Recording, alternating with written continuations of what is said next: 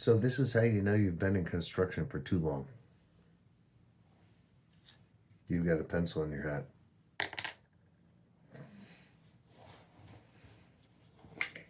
You've got a tape measure in your pocket.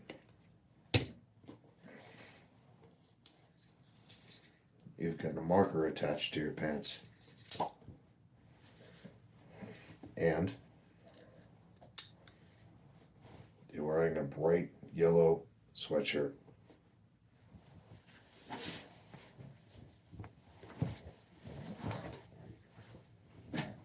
Over a bright yellow long sleeve shirt.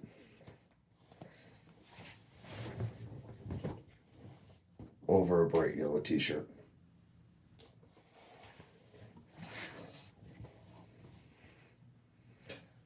You've been doing this for too long.